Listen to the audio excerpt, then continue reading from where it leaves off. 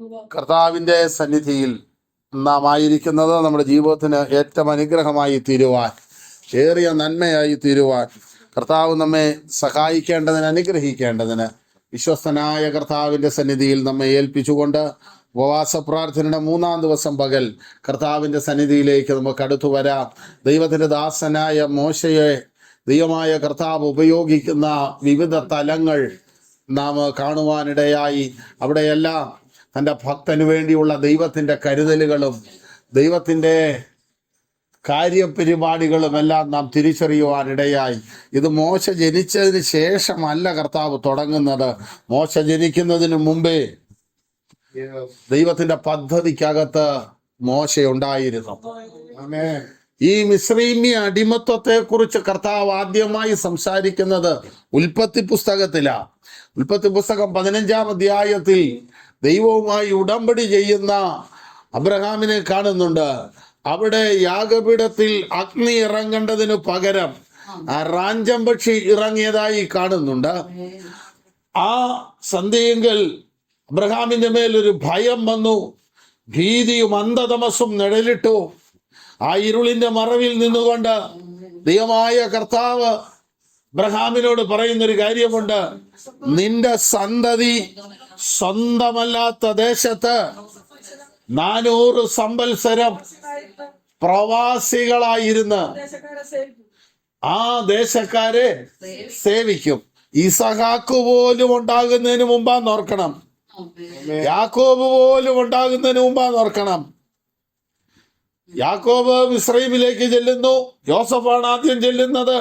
അവിടെ ദീർഘവർഷങ്ങൾ കഴിഞ്ഞ് അവരെല്ലാം മരിച്ച് യോസഫിനെ അറിയാത്ത ഇസ്രായേൽ മക്കൾക്ക് വേണ്ടി, അല്ലെങ്കിൽ ഫറവോനിലൂടെ ദൈവം പ്രവർത്തിച്ച, ഫറവോന് വേണ്ടി ഇസ്രായേൽ മക്കളിലൂടെ ദൈവം പ്രവർത്തിച്ച കാര്യങ്ങളെ എല്ലാം മറന്ന ഒരു കൂട്ടം അവിടെ ഉണ്ടായി. തലമുറകൾ 3 കഴിഞ്ഞ് 4-ാമത്തെ തലമുറയിലാണ് മോശ ജനിക്കുന്നത്. 4-ാമത്തെ തലമുറയ്ക്ക് ഒരു മടങ്ങി വരവുണ്ട് എന്ന് കർത്താവ് പറയുമ്പോൾ 4-ാം തലമുറയ്ക്കകത്ത് ജനിക്കുന്ന മോശയെ സ്വർഗം അന്ന് കണ്ടു എന്നുള്ളതാണ് നാം മനസ്സിലാക്കേണ്ടത്. നിയമിക്കപ്പെട്ട നാളിൽ ഒന്നുമില്ലാതിരിക്കുമ്പോൾ അവയെല്ലാം കർത്താവിന്റെ പുസ്തകത്തിൽ എഴുതി വെച്ചു. കർത്താവിന്റെ മുമ്പിൽ ആക്സിഡന്റലായി ഒരു കാര്യവും സംഭവിക്കുന്നില്ല. കാരണം എന്തെങ്കിലും ഒന്ന് നടക്കുന്നെങ്കിൽ അത് നടക്കുന്നതിന് മുമ്പ് അറിയാവുന്നവനാണ് നമ്മുടെ ദൈവം. ദൈവത്തിന്റെ മഹത്വത്തെ കുറിച്ച് വേദശാസ്ത്രജ്ഞന്മാർ പറയുന്നത് ഇങ്ങനെയാണ്: യാതൊന്നെങ്കിലും അവൻ ഉളവാക്കുന്നതിന് മുമ്പ്, സൃഷ്ടിക്കുന്നതിന് മുമ്പ് അത് അവന്റെ മുമ്പിലുണ്ടെന്ന്. അതാണ് നമ്മുടെ ദൈവം. അപ്പോൾ ഇസ്രായേൽ മക്കളുടെ അടിമത്തം എന്ന് പറയുന്നത് ദൈവത്തിന്റെ പദ്ധതിയിൽപ്പെട്ടതാണ്. ഇസ്രായേൽ മക്കളുടെ വിടുതൽ എന്ന് പറയുന്നത് ദൈവത്തിന്റെ പദ്ധതിയിൽപ്പെട്ടതാണ്. ഇസ്രായേലിന്റെ വിമോചകനായി മോശ വരണമെന്നുള്ളത് ദൈവത്തിന്റെ പദ്ധതിയിൽപ്പെട്ടതാണ്. അതിനകത്ത് അമ്രാമും യോഖേബേദും കൂടെ നിന്നില്ലെങ്കിലും, തന്റെ സഹോദരന്മാരായ അഹരോനും മിരിയാമും കൂടെ നിന്നില്ലെങ്കിലും, ദൈവം തന്റെ പ്രവൃത്തി മോശയെ കൊണ്ട് ചെയ്യിക്കും. മോശയ്ക്ക് താല്പര്യമില്ലെങ്കിലും മോശ അത് ചെയ്തേ മതിയാകൂ. അത് ദൈവം നിയോഗത്തിൽപ്പെട്ട കാര്യമാണ്. പ്രിയമുള്ളവരെ, ഒരു സുപ്രഭാതത്തിൽ വിശ്വാസ ജീവിതത്തിലേക്ക് ഇറങ്ങി വന്നവരല്ല നമ്മൾ. കർത്താവിന്റെ അനാദികാലത്തെ നിത്യതയിലെ മുൻനിർണയത്തിനകത്ത് എന്റെ പേരും നിങ്ങളുടെ പേരും എഴുതി വെച്ചിട്ടുണ്ടായിരുന്നു. നമ്മളൊക്കെ ഈ ഭൂമിയിൽ ജനിച്ച ശേഷമാണ് ആന്റണി എന്നും കുഞ്ഞുമോനെന്നും ജെയ്സെന്നും വർഗീസെന്നും രമയെന്നും ഒക്കെ ഇങ്ങനെ പേര് നമ്മുടെ മാതാപിതാക്കൾ ഇട്ടതെങ്കിൽ അതിനു മുമ്പ് പേർ ചൊല്ലി വിളിച്ചൊരു കർത്താവിന്റെ അനാദികാല പദ്ധതിക്കകത്ത് നമ്മൾ ഉൾപ്പെട്ടു നിൽക്കുകയാണ്. പിന്നെ ദൈവത്തിന്റെ ഒരു പദ്ധതി നമ്മുടെ മാതാപിതാക്കളെ ചേർക്കാൻ തോന്നാതെ നമ്മെ ചേർക്കാൻ അവന് തോന്നിയല്ലോ. നമ്മുടെ സഹോദരന്മാരിൽ പലരെയും പല മിടുക്കന്മാരുണ്ടായിട്ടും അവരെയെല്ലാം മാറ്റി വെച്ചിട്ട് അവന്റെ പദ്ധതിക്കകത്ത് നമ്മളെ എഴുതി ചേർക്കാൻ അവന് തോന്നിയല്ലോ. ദേശത്ത് പല ഉന്നതന്മാരും ശ്രേഷ്ഠന്മാരും ഉണ്ടായിട്ടും അവരെക്കാൾ അവന്റെ തിരിഹിതത്തിനായി നമ്മെ നിർത്തുവാൻ തോന്നിയല്ലോ എന്ന് ഓർക്കുമ്പോഴാണ് കർത്താവിന്റെ നാമത്തിന് നാം മഹത്വം കൊടുക്കുവാൻ നിർബന്ധിതരാകുന്നത്. ദൈവത്തിന് സ്തോത്രം. നമ്മൾ മനസ്സിലാക്കേണ്ട ഒരു കാര്യം, നമ്മൾ ചെയ്യേണ്ട ഒരു കാര്യം അത് വേറൊരാളെ കൊണ്ട് ദൈവം ജയിക്കുകയല്ല. നമ്മൾ പിന്മാറിപ്പോയാൽ പോയേച്ച് വരുന്നിടം വരെ ദൈവം വെയിറ്റ് ചെയ്യും, വീണ്ടും ഒന്നേന്ന് തുടങ്ങണം.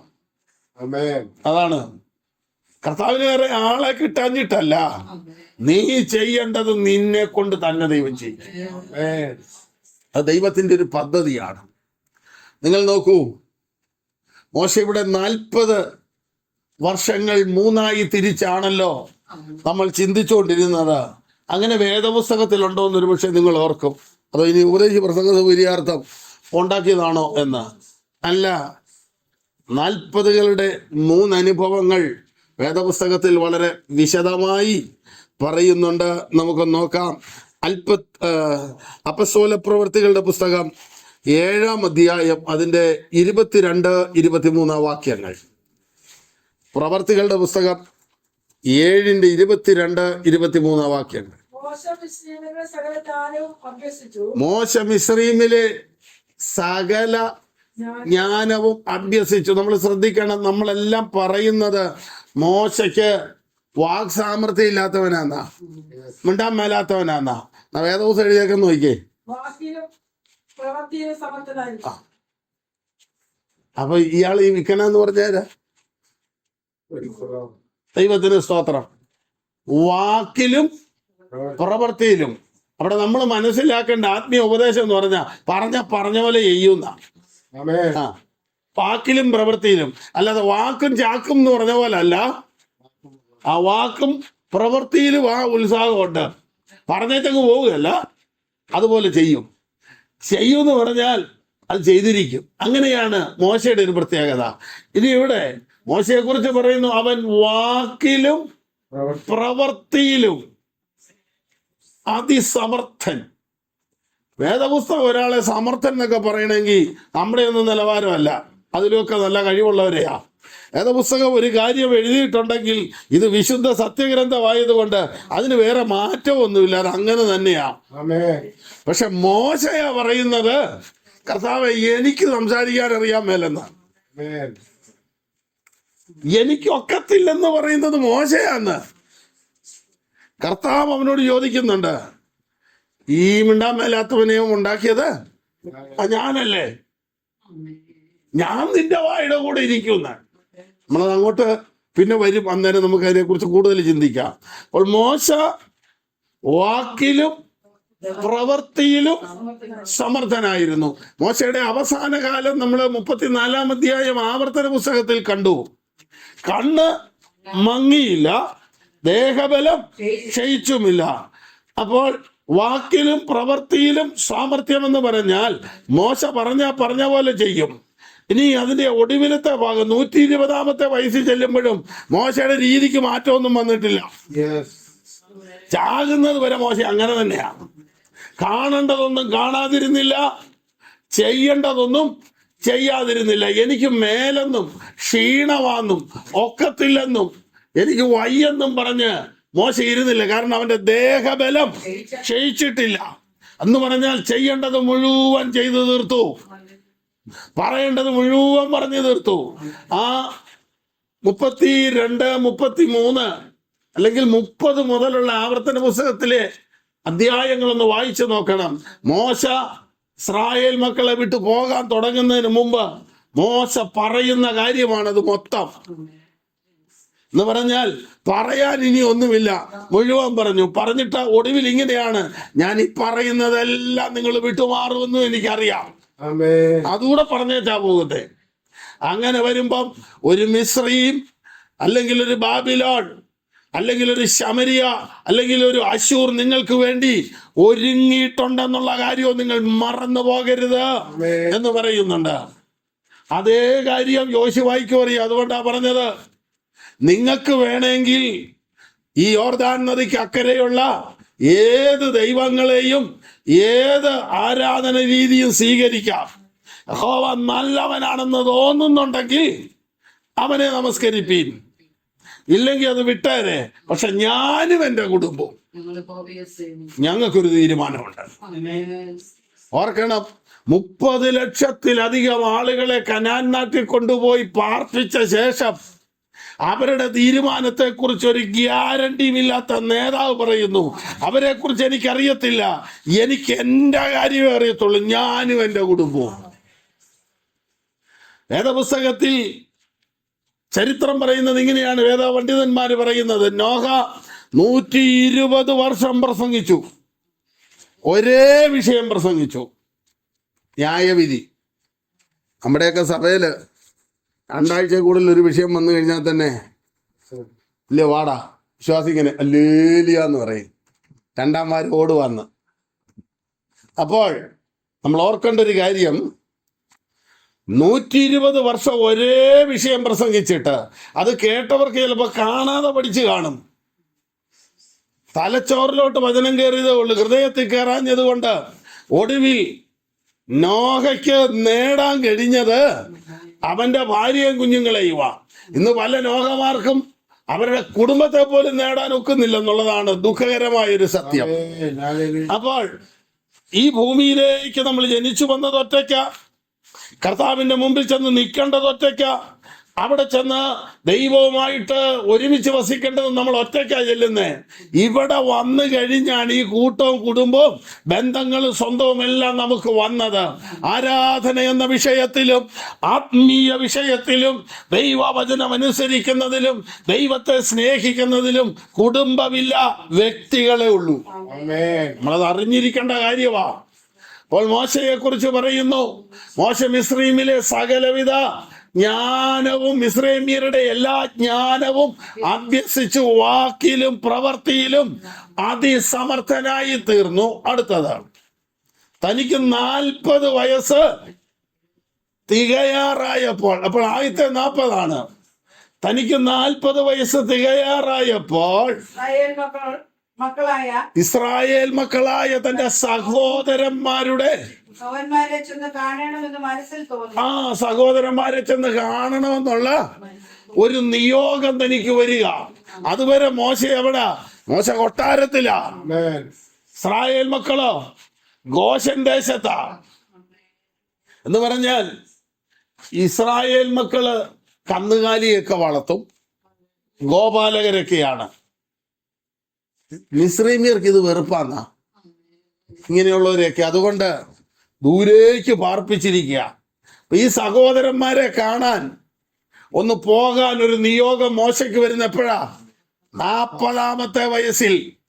അവിടെ ചെന്ന് സഹോദരന്മാരെ കണ്ടേച്ച് പിന്നെ ഇങ്ങോട്ട് വരാനൊത്തില്ല, അതിലേ പോവുക. അപ്പൊ 2-ാമത്തെ 40-ലേക്ക് മോശ കയറുക. മിദ്യാൻ മുതൽ ഇങ്ങനെ യാത്ര ചെയ്ത് വന്ന് ഈ 2-ാമത്തെ 40 വരുന്നത് ദൈവത്തിന്റെ അഗ്നിയിൽ ഇറങ്ങി വന്നുള്ള വെളിപ്പാടും ദൈവാലോചനയും ദൈവനിയോഗവും ദൈവ ശുശ്രൂഷയും ഏറ്റെടുത്തുകൊണ്ട് വീണ്ടും തിരിച്ച് ഫറവോന്റെ മുമ്പിൽ നിൽക്കുമ്പം മോശയ്ക്ക് 80 വയസ്സും മോശയുടെ സഹോദരൻ അഹരോന് 83 വയസ്സും. നോക്കാം പുറപ്പാട് പുസ്തകം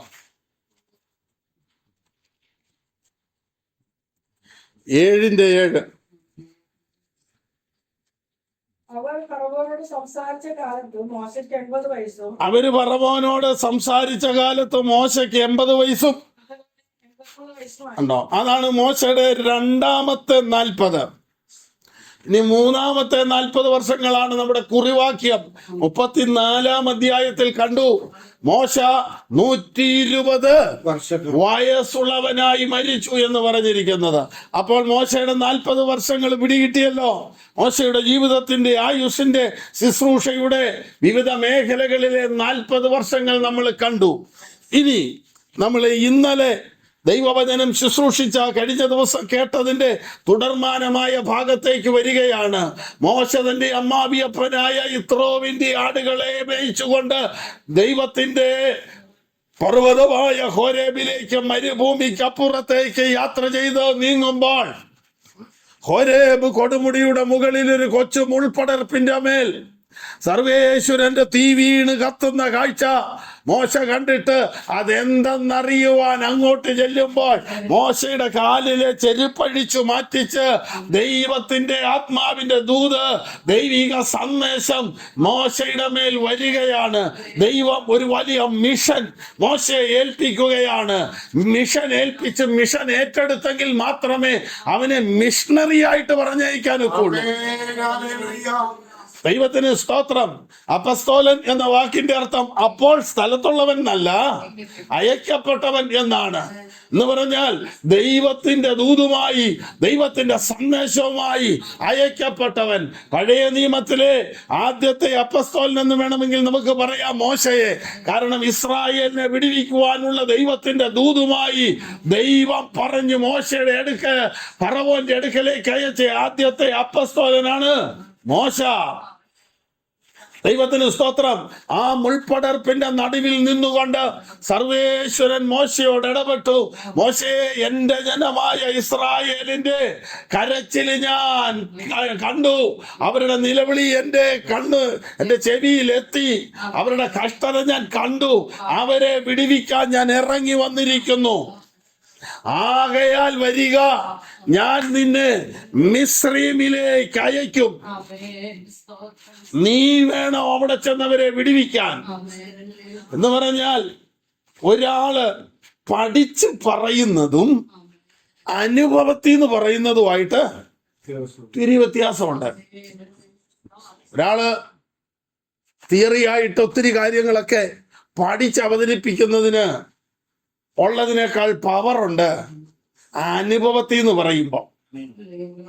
മോശ 40 വർഷം അവനെ ഫറവോന്റെ കൊട്ടാരത്തിൽ വളർത്തിയത് അവിടുത്തെ രീതി എന്താന്ന് പഠിക്കാനാ. മരുഭൂമിയിൽ 40 വർഷം കൊണ്ടുവന്നത് 40 വർഷം ഇനി ഇസ്രായേലുമായിട്ട് ഈ മരുഭൂമിയിലൂടെ പോകേണ്ടതാ. മരുഭൂമിയിലെ അനുഭവം എന്നാന്ന് പഠിപ്പിക്കാനാ. അപ്പോൾ ഇന്നലകളിൽ ജീവിതത്തിൽ വന്ന പ്രതികൂലമെന്ന് തോന്നുന്നതെല്ലാം ദൈവഹിതത്താൽ സംഭവിച്ചതാണ്, ദൈവ പദ്ധതി പ്രകാരം സംഭവിച്ചതാണ്. പിൻതലമുറയ്ക്ക് കൊടുക്കാൻ ഒരു ഉപദേശമായി, പിൻതലമുറയ്ക്ക് കൊടുക്കാനുള്ളതായ ഒരു സന്ദേശമായി അത് മാറേണ്ടതിന് എങ്ങനെ ശൂന്യതയിൽ കരുതുന്ന ദൈവം, ആഡംബരങ്ങളിലും പ്രവർത്തിക്കുന്ന ദൈവം, മാനുഷിക കരങ്ങൾ എത്താത്ത മേഖലകളിലും ദൈവപ്രവൃത്തി വെളിപ്പെടുത്തുവാൻ കഴിയുന്ന ദൈവമാണ് ഞാനും നിങ്ങളും ആരാധിക്കുന്ന ദൈവമെന്ന് അടുത്ത തലമുറയോട് പറയാനുള്ള സന്ദേശമാക്കി ജീവിതത്തിന്റെ അനുഭവങ്ങളെ മാറ്റുന്നവൻ. ദൈവത്തിന് സ്തോത്രം. ദാവീദിന്റെ ഒരു ആഗ്രഹമുണ്ടായിരുന്നു. അത് താൻ ദൈവത്തോട് പറയുന്നുണ്ട്, കർത്താവേ, അടുത്ത തലമുറയോട് നിന്റെ വീര്യത്തെയും വരുവാനുള്ള തലമുറയോട് നിന്റെ ഭുജബലത്തെയും അറിയിക്കുവോളം വാർദ്ധക്യവും നരയുമുള്ള കാലത്ത് എന്നെ ഉപേക്ഷിക്കരുത്. എനിക്ക് ഇനിയും പലതും ചെയ്യാനുണ്ട്. ഇച്ചിരി നാളുടെ സിംഹാസനത്തിൽ ഇരിക്കണമെന്നല്ല, എന്റെ അടുത്ത പിൻതലമുറയോട് ദൈവം നടത്തുന്നത് എങ്ങനെയാന്ന് പറഞ്ഞു കൊടുക്കണം. കാരണം എന്റെ തലമുറ വരുന്നത് ഞാൻ വന്ന വഴിക്കല്ല. എന്റെ തലമുറ തുടങ്ങുന്നത് വിശാലതയിൽ നിന്നാ, ആഡംബരത്തിൽ നിന്നാ, പ്രൗഢിയിൽ നിന്നാ. ഇതൊന്നുമില്ലാത്തൊരു ഇന്നലെ ഉണ്ടായിരുന്നെന്ന് എനിക്ക് അവരോട് പറയണം. ഇങ്ങനെയൊക്കെ ഉള്ള ഒരു അനുഭവത്തിലൂടെയാണ് ഇന്ന് കാണുന്ന ഈ നിലവാരത്തിൽ വന്നതെന്ന് പറയണം. മോശയുടെ ജീവിതം നോക്കൂ, ദാവീദിന്റെ ജീവിതം നോക്കൂ. ദാവീദ് കരച്ചിലോടെ, നിലവിളിയോടെ, നിന്നയോടെ, ഞെരുക്കത്തോടെ ദൈവസന്നിധാനത്തെങ്കിൽ പ്രാർത്ഥിച്ചും ആലോചന കേട്ടുമെല്ലാം ദൈവഹിതപ്രകാരം അവൻ സിംഹാസനത്തിൽ ഇരുന്നു. അവന്റെ സിംഹാസനം 40 വർഷം സ്ഥിരമായിരുന്നു. അവന്റെ മകൻ ശലോമോൻ ആഡംബരത്തിലും പ്രൗഢിയിലും ശ്രേഷ്ഠതയിലും അധികാരത്തിലും വിശാലതയിലും തുടങ്ങി. ശലോമോന്റെ കാലം കഴിഞ്ഞപ്പോൾ രാജ്യം രണ്ടായി.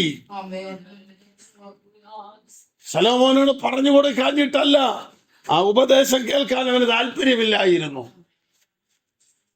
ദാവീദ് പറയുന്ന മറ്റൊരു പ്രധാനപ്പെട്ട കാര്യം, എന്റെ മരുഭൂപ്രയാണത്തിലും എന്റെ രാജകീയ പ്രൗഢിയുടെ വാഴ്ചയുടെ കാലത്തും ഞാൻ പലതും കണ്ടിട്ടുണ്ട്.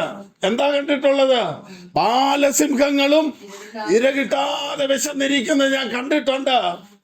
അനേക ഉന്നതന്മാരുടെ പതനം ഞാൻ കണ്ടിട്ടുണ്ട്.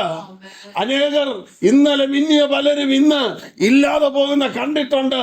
എന്നാൽ എൻ്റെ ഈ വാർദ്ധക്യദശ വരെയും ഞാൻ കാണാത്തൊരു കാര്യമെന്ന് പറയുന്നത്, നീതിമാൻ തുണയില്ലാതിരിക്കുന്നതും അവന്റെ തലമുറ, അവന്റെ സന്തതി അപ്പമിരക്കുന്നതും ഞാൻ കണ്ടിട്ടില്ല. കാരണം വിശ്വസ്തയോടെ ദൈവത്തെ സേവിക്കുന്നവന്റെ തലമുറ. ദൈവത്തിന് സ്തോത്രം. ദാവീദ് പുരോഹിതന്റെ വീട്ടിൽ ചെന്ന് വല്ലതും കഴിക്കാനുണ്ടോ എന്ന് ചോദിച്ചൊരനുഭവം ദാവീദിനുണ്ടായിരുന്നു. പുരോഹിതന്മാർ മാത്രം കഴിക്കുന്ന അപ്പം അന്ന് അടുക്കള വാതക്കെ നിന്ന് എരന്ന് വാങ്ങിച്ചു. എന്നാലും ദൈവം നീതി വിടാതെ പിന്തുടർന്നത് കൊണ്ട് തലമുറ അപ്പമിരക്കുന്നത് കണ്ടില്ല. ദൈവത്തിന് സ്തോത്രം. ജീവിതത്തിന്റെ ഓരോ വഴികളിലും അനുഭവിക്കുന്ന ഓരോ സാഹചര്യങ്ങൾ ഓരോ പാഠങ്ങളാണ്, ഓരോ സന്ദേശങ്ങളാണ്. മോശയോട് പറയുന്നു, നിന്നെ ഞാൻ മിസ്രൈമിലേക്ക് അയക്കും എന്ന് പറഞ്ഞാൽ നീ വന്ന വഴിക്ക് നിനക്കൊരു മടങ്ങിപ്പോക്കുണ്ട്.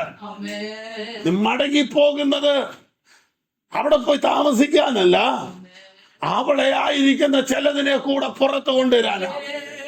മോശ, നീ ആദ്യം ഒറ്റയ്ക്ക് പുറത്തു പോയി, തിരിച്ചു നീ വന്നു. ഇനി നീ എന്റെ ജനമായ ഇസ്രായേലിനെ കൊണ്ട് ഇവിടുന്ന് പുറപ്പെടണം. അപ്പോൾ ചിലതിനെ കൂടെ പിടിച്ചെടുത്ത് പുറത്തു കൊണ്ടുവരുവാനാണ് മോശയെ ദൈവം മടക്കി അയക്കുന്നത്. 3-ാം അധ്യായത്തിന്റെ 4-ാം വാക്യം മുതൽ നോക്കാം.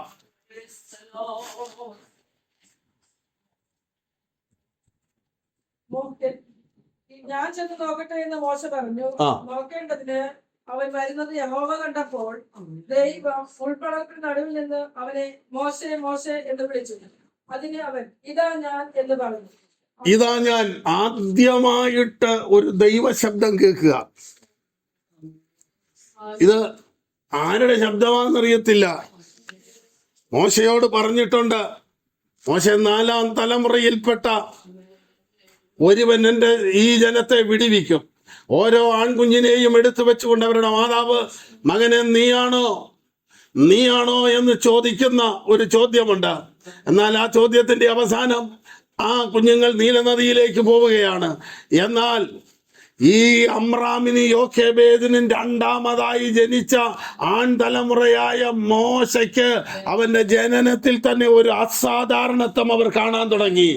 അതാണ് പ്രവർത്തികളുടെ പുസ്തകത്തിൽ എഴുതിയേക്കുന്നതും എബ്രായ ലേഖനം 11 എഴുതിയേക്കുന്നതും. ആ കാലത്ത് മോശ ജനിച്ചു കുട്ടി ദിവ്യ സുന്ദരനായിരുന്നു. സാധാരണ ആരിലും ഇല്ലാത്ത ഒരു ദിവ്യമായ തേജസ് മോശയുടെ ജനനത്വങ്ങൾ ഉണ്ടായിരുന്നു. അതായത് വീണ്ടും ജനിച്ച കാലത്തുണ്ടായിരുന്ന തേജസ് പിന്നില്ല. പിന്നെ കാണുന്നത് അവനെ മിസ്രൈമിനെ പോലെയാണ്. പിന്നെ ഈ തേജസ് കാണുന്ന എപ്പോഴാണെന്നറിയാവോ? സീനായി പർവ്വതമുകളിൽ സർവശക്തനോടുകൂടെ 40 രാവും 40 പകലും ഇരുന്നപ്പോൾ നഷ്ടപ്പെട്ട തേജസ് ദൈവത്തിന്റെ ദാസനായ മോശയിലേക്ക് മടങ്ങി വന്നു. അങ്ങനെയാണെങ്കിൽ ഇന്ന് പകൽ എന്നെ കേൾക്കുന്ന ദൈവ പൈതലേ, ദൈവ സന്നിധാനത്തിൽ ഭൗതിക ലോകത്തിന്റെ തിരക്കുകൾ മാറ്റിവെച്ച്, ഭൗതിക ലോകത്തിന്റെ വെത്തപ്പാടുകൾ മാറ്റിവെച്ച് നീ ദൈവ സന്നിധിയിൽ ഇരിക്കുമ്പോൾ നിനക്ക് നഷ്ടപ്പെട്ട ചിലതൊക്കെ തിരികെ വരുവാൻ ഇടയാകണം. നഷ്ടപ്പെട്ട ചിലതൊക്കെ പ്രാപിക്കുന്ന ദിവസങ്ങളാക്കി തീർക്കണം. കഴിഞ്ഞ നാളുകളിൽ ഉണ്ടായിരുന്ന ആത്മീയ തേജസ്, പ്രാർത്ഥനാ ജീവിതം, ദൈവിക വെളിപ്പാടുകള്, ആത്മീയ അന്തരീക്ഷങ്ങള് നഷ്ടപ്പെട്ടു പോയത് തിരികെ പ്രാപിപ്പാനിടയാകണം. അത് തിരികെ പ്രാപിക്കണമെങ്കിൽ ദൈവത്തോട് കൂടെ വസിക്കണം, ദൈവ സാന്നിധ്യം അനുഭവിക്കണം, ദൈവ കൃപയാൽ നിറയപ്പെടണം. ഹല്ലേലൂയ. എന്ന് പറഞ്ഞാൽ, ശ്രുട ലളിതമായി പറഞ്ഞാൽ നമുക്ക് മനസ്സിലാക്കാൻ പറ്റുന്നത്, 40 വർഷം അല്ലെങ്കിൽ 120 വർഷം മുമ്പ് ജനിച്ചപ്പോൾ ഉണ്ടായ തേജസ് പിന്നെ കിട്ടുന്നത് 120 വയസ്സൊക്കെ ആകാറായപ്പോഴാണ്.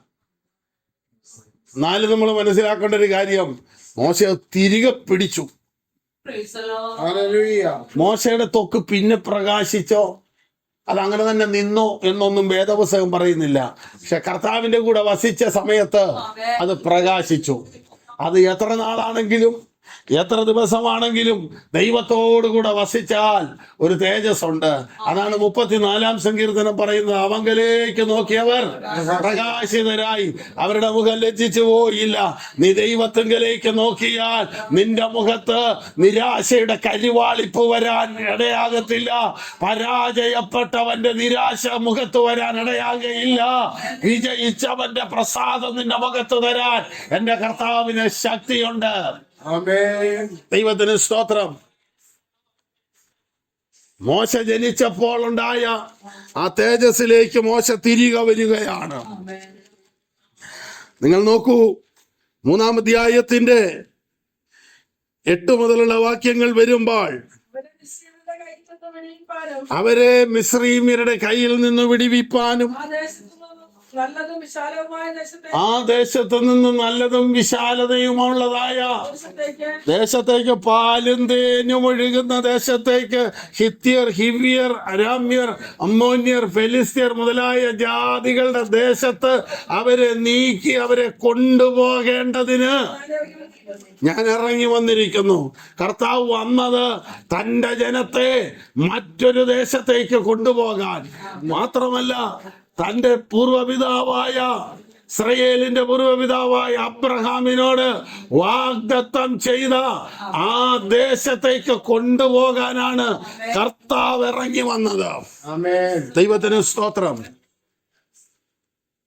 ഇനി അതിന്റെ 10 മുതലുള്ള വാക്യം വായിക്കുമ്പോഴാണ് ഇനി നമ്മൾ അതിന്റെ കാര്യമായ കാര്യങ്ങളിലേക്ക് പോകുന്നത്. ആകയാൽ വരിക,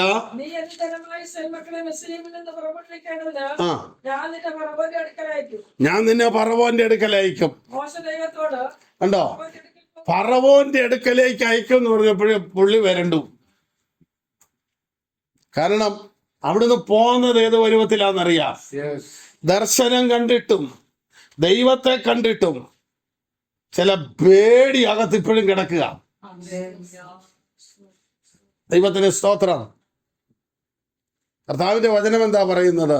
നീതിമാന്മാർ നിലവിളിച്ചു, യഹോവ കേട്ടു,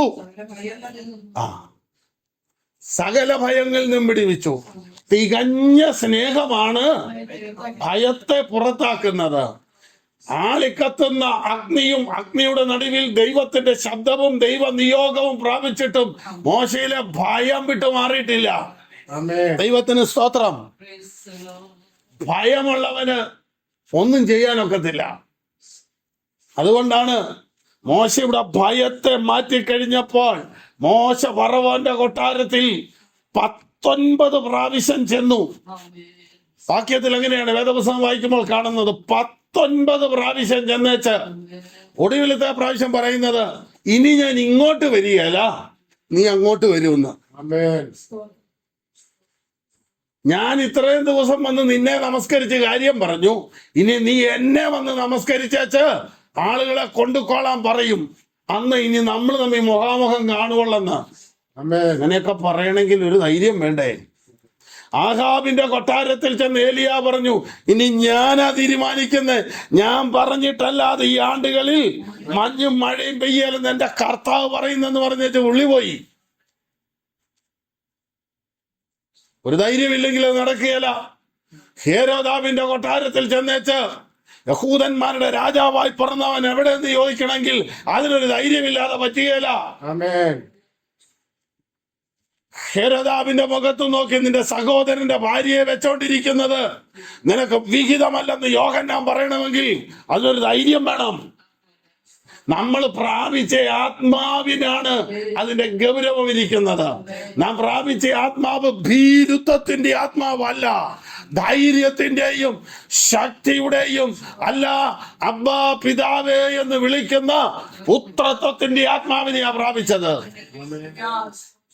ഒരു കാര്യം പറയുന്നതിന് പേടിക്കേണ്ട ആവശ്യമില്ലെന്ന്. കാര്യമാണല്ലേ, പിന്നെ ചിലപ്പോൾ പേടിക്കേണ്ടി വരും. കാര്യം പറയുന്നതിന് പേടിക്കണ്ട. കാരണം പറഞ്ഞത് നമ്മളല്ലല്ലോ, ദൈവമല്ലേ പറഞ്ഞത്. ദൈവം പറഞ്ഞാൽ പിന്നെ അതിനകത്ത് പേടിക്കണ്ട. ഞാൻ എൻ്റെ വിശ്വാസ ജീവിതത്തിന്റെ ആദ്യ സമയത്ത് കർത്താവിന്റെ ശുശ്രൂഷയ്ക്കായിട്ട് നിൽക്കുന്നു. എനിക്ക് ശുശ്രൂഷയെ കുറിച്ചൊന്നും വലിയ ബോധമൊന്നുമില്ല. ഒന്ന് അന്ന് വരാമെന്ന് പറഞ്ഞ ദൈവദാസൻ അന്ന് വരാതെ വന്നപ്പോൾ പകരം കയറി നിൽക്കേണ്ടി വന്നതാ എന്ന് പറഞ്ഞാൽ അകപ്പെട്ടതാ. ഞാൻ അന്ന് സഭയുടെ സെക്രട്ടറിയോട് പറഞ്ഞു, അച്ഛനെ കൊണ്ട് ശുശ്രൂഷിക്കുക എന്ന് പറഞ്ഞു. അപ്പൊ അച്ഛൻ്റെ ശുശ്രൂഷ നിൽക്കാതിരിക്കാൻ വേണ്ടി ഞാൻ എന്നെ കൊണ്ട് പറ്റുന്ന പോലെ കയ്യൊക്കെ അടിച്ച് അന്യ ഭാഷയൊക്കെ പറഞ്ഞ്, കാരണം ഇച്ചിരൂടെയൊക്കെ ഒരു അന്വാനക്കമൊക്കെ വരുമ്പോൾ പുള്ളി മുന്നോട്ട് പൊക്കോളൂ, എനിക്ക് അത് കുറച്ച് മതിയല്ലോ എന്നാ വിചാരിച്ചേ. പുള്ളി എഴുന്നേറ്റ് വാക്യം വായിച്ചേച്ച് തുടർന്ന് കർത്തൃദാസം സംസാരിക്കുമെന്ന്. എനിക്ക് ഒരു പിടിയും കിട്ടുന്നില്ല. എൻ്റെ ജീവിതത്തിലെ ആദ്യത്തെ ദൈവാത്മാ ഉപയോഗിച്ചുള്ള ശുശ്രൂഷ അതായിരുന്നു. ഞാൻ ബസ്സിലിരിക്കുമ്പോൾ ഒരു വാക്യം എൻ്റെ ഹൃദയത്തിൽ ഇങ്ങനെ വന്നു, എഴുന്നേറ്റ് പ്രകാശിക്ക, നിന്റെ പ്രകാശം വന്നിരിക്കുന്നു. വേദപുസ്തകത്തിലാണെന്നല്ലാതെ ഇത് എവിടാണെന്നോ ഒരു പിടിയില്ല.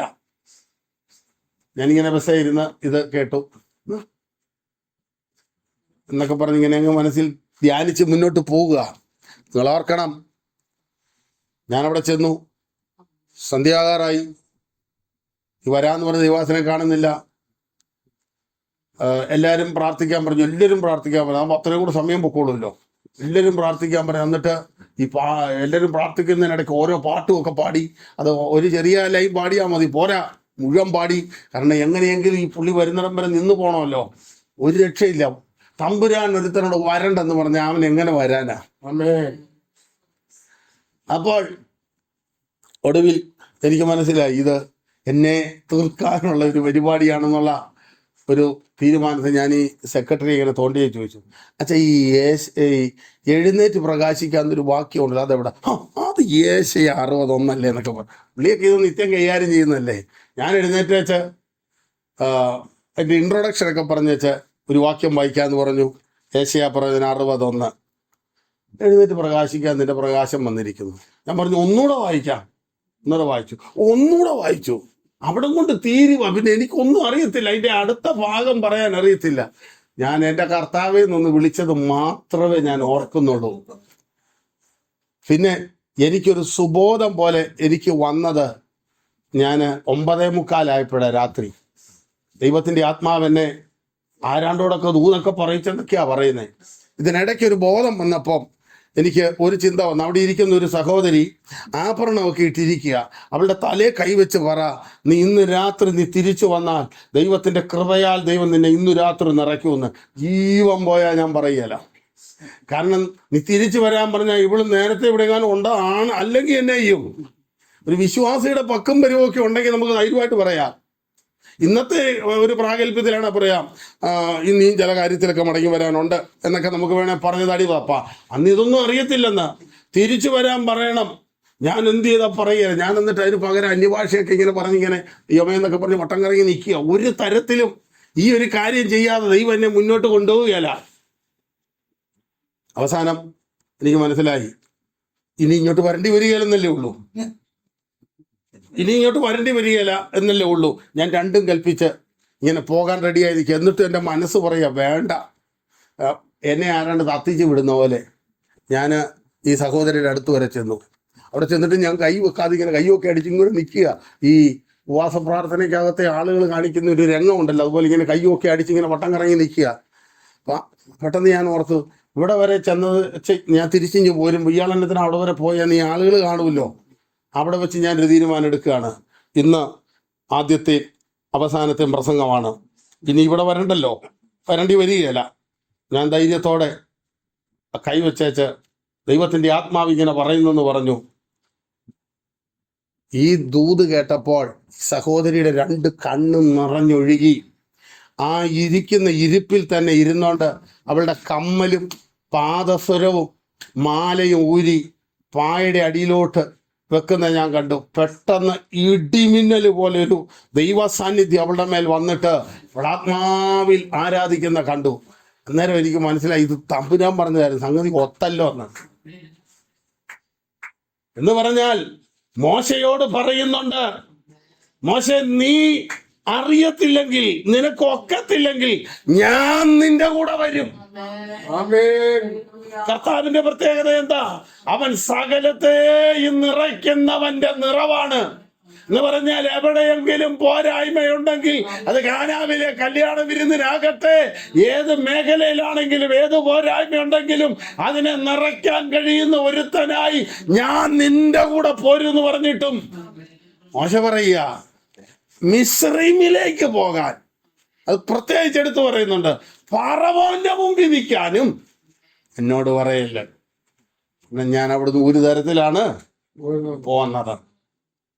സ്വർഗത്തിലെ ദൈവം പറയുന്നു, മോശേ നീ എവിടെ പരാജയപ്പെട്ടോ, നീ എവിടുന്ന് ഭയന്നോടിയോ, നീ എവിടുന്ന് തലകുനിച്ച് പോകേണ്ടി വന്നോ, ഈ ദർശനത്തിന്റെ പിൻബലത്തോടെ, ഈ ജ്വലിക്കുന്ന അഗ്നിയുടെ പിൻബലത്തോടെ, നീ കേട്ട ദൈവശബ്ദത്തിന്റെ പിൻബലത്തോടെ നിന്നെ ഞാൻ മടക്കി അയക്കുന്നവനാണ്.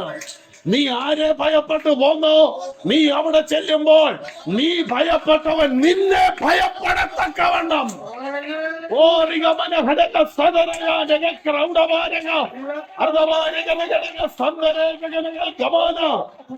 നീ ഭയപ്പെട്ടവൻ നിന്നെ ഭയപ്പെടത്തക്കവണ്ണം തന്റെ മഹത്വം വെളിപ്പെടുത്തും.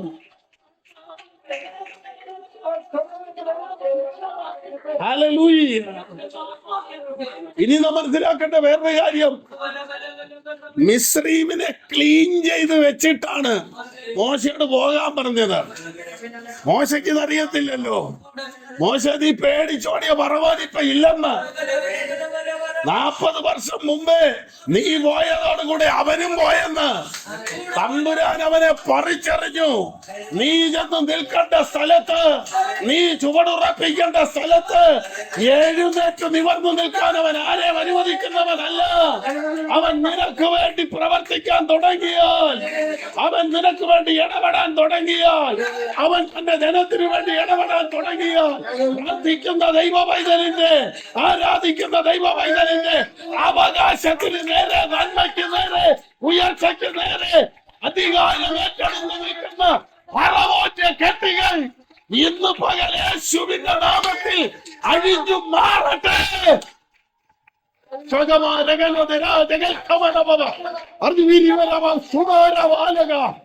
ഹല്ലേലൂയ.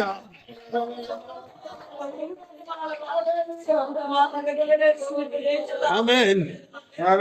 മോശ പറയുക, ഞാൻ ഈ അമ്മായിപ്പന്റെ ആടുമൊക്കെ തീറ്റി ഇവിടെ കൂട്ടൊക്കെ അങ്ങ് കഴിഞ്ഞോളാം. അതിന് മോശ 11-ാം വാക്യം, അതിന് മോശ ദൈവത്തോട്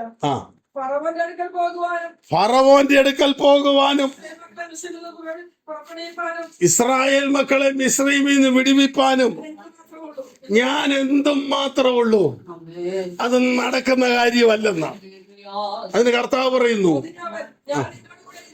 ഞാൻ നിന്റെ കൂടെ ഇരിക്കും. ഈ പേടിയുള്ളവരോട് കൂടെ ദൈവം ഇരിക്കും.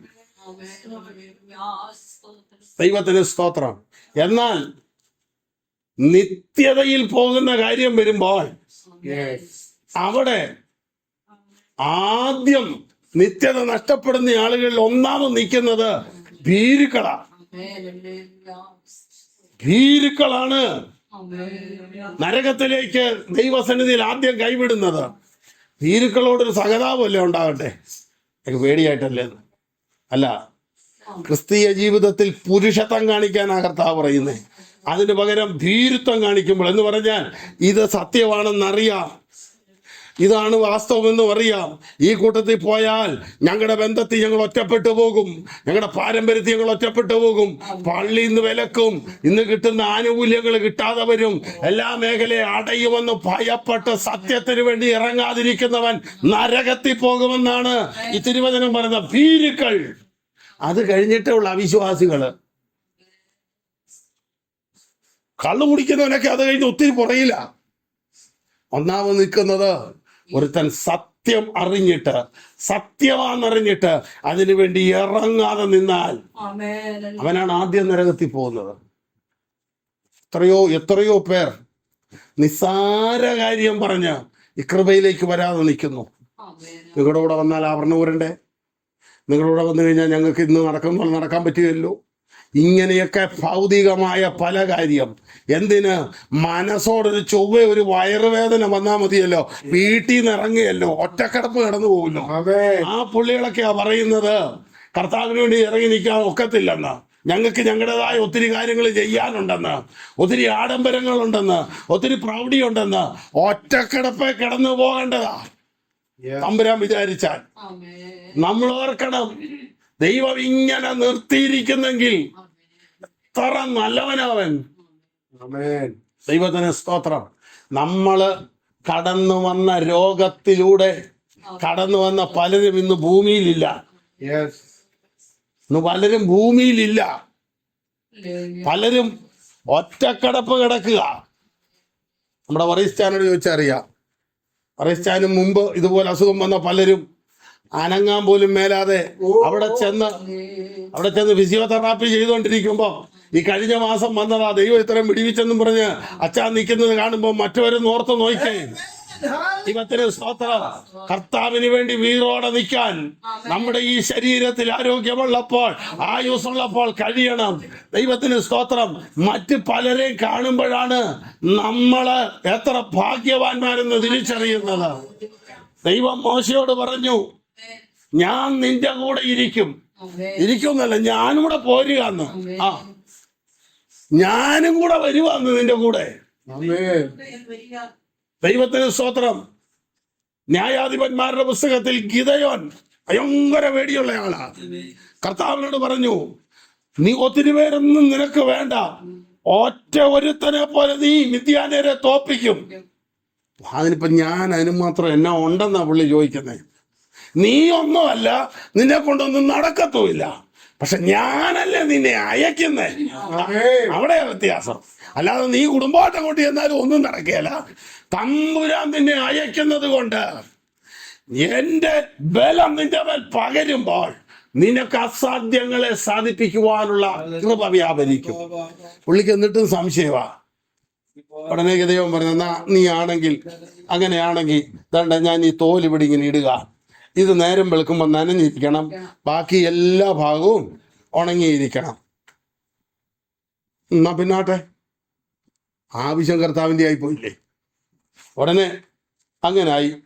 നേരം വെളുത്ത് നോക്കിയപ്പോൾ പുള്ളി ഒരു കണക്കൂടെ പറഞ്ഞു, ഇത് പിഴിയുമ്പോൾ 1 കിണ്ടി വെള്ളവും കൂടെ വേണമെന്ന്. അവസാനം ഈ തോല് പിഴിഞ്ഞ് ഒഴിച്ചപ്പോൾ 1 കിണ്ടി വെള്ളവും കിട്ടി. ഈ എങ്ങാനും കാലക്കേടിന് ഇത് 1/2 കിണ്ടി ആയിപ്പോയാ പറവൂ, അമ്പരാനൊന്നും അല്ലെന്ന്. സീസ് പുള്ളിയാ. അത് കഴിഞ്ഞ് വെച്ച് 2ാം പ്രാവശ്യം കർത്താവ്, അങ്ങനെയാണെങ്കിൽ ഞാൻ ഒന്നുകൂടെ ഒന്ന് കൺഫേം ചെയ്യട്ടെ, രണ്ടുപേരുടെ മൊഴിയാൽ ഏത് കാര്യം ഉറപ്പാക്കാതൊക്കെയാണല്ലോ. അതുകൊണ്ട് ഒരു കാര്യം ചെയ്യട്ടെ, തോല് മാത്രം ഉണങ്ങട്ടെ, നിലമെല്ലാം നനഞ്ഞിരിക്കട്ടെ. കർത്താവ് പറഞ്ഞു, എന്നാട്ടെ. ഇനി പുള്ളി ഓർക്കും, അന്ന് രാത്രിയിൽ മഞ്ഞെല്ലാം പെയ്ത് ഭൂമി അങ്ങ് അതിനെയെല്ലാം വലിച്ചെടുത്തു, ഈ തോലെ വീണുകൊണ്ട് ഇങ്ങനെ ഇരുന്ന് അന്ന് വരാതിരിക്കാൻ വേണ്ടിയാ. ശരി, നേരം വെളുത്തപ്പോൾ തോല് ഉണങ്ങിയിരിക്കുന്നു, ബാക്കി എല്ലായിടും നനഞ്ഞിരിക്കുന്നു. ഇത്രയായിട്ടും പഠിച്ചില്ല. പിന്നെയും ചോദിക്കുക, നീയാണ് എന്നോട് സംസാരിക്കുന്നതെന്ന് അറിയുന്നെങ്കിൽ ഞാനൊരു വഴിപാട് ഇവിടെ കൊണ്ടുപോയി വെക്കോളം നീ ഇവിടെ നിൽക്കണം. എന്നെ ആവശ്യമാണെന്ന് അറിഞ്ഞില്ല കർത്താവിന്. നമ്മളാരേലും ആണെങ്കിൽ അടുത്തയാള് കയറി വരാൻ പറയുള്ളൂ. ഇതാണ് ഞാൻ പറഞ്ഞത്, നിന്നെ കൊണ്ട് ചെയ്യിക്കേണ്ടത് ദൈവം നിന്നെ കൊണ്ട് തന്നെ ചെയ്യിക്കും. അതിനാണ് കർത്താവ് അങ്ങനെ വെയിറ്റ് ചെയ്തു. എന്തെല്ലാം കാര്യം. ഒടുവിൽ മിദ്യാന്യ പാളയത്തിലേക്ക് പോകാനായിട്ട് പേടിച്ച് നിൽക്കുകയെന്ന്. അന്നേരവും പറഞ്ഞു, നീ അങ്ങോട്ടൊന്ന് ഇറങ്ങി പതുക്കെ ചെല്ലുമ്പം അവര് സംസാരിക്കുന്നത് കേൾക്കുമ്പോൾ നിനക്കൊരു ധൈര്യം വരുമെന്ന്. പിന്നെ നിനക്ക് കുഴപ്പമൊന്നുമില്ലെന്ന്. ഏതായാലും അവിടെ ചെന്നപ്പോ കേട്ടത് ഇത് ഗിദെയോന്റെ ആളാണ്, ഇത് ദൈവം ഏൽപ്പിച്ചിരിക്കുന്നു പറഞ്ഞപ്പോ പുള്ളിക്ക് ഒരു കാര്യം മനസ്സിലായി. ഉടനെ കുടമുടച്ച് പന്തം തെളിയിച്ച് യഹോവയ്ക്കും ഗിദെയോനും വേണ്ടി വാളെന്ന് പറഞ്ഞു. എന്ന് പറഞ്ഞാൽ ഭീരുത്വമാണെങ്കിൽ, ഭയമാണെങ്കിൽ ആ ഭയത്തെ മാറ്റുവാൻ കർത്താവ് കൂടെ ഇരിക്കും. ദൈവത്തിന് സ്തോത്രം. നോക്കൂ, അടുത്ത ഭാഗത്തേക്ക് നമുക്കൊന്ന് വരാം.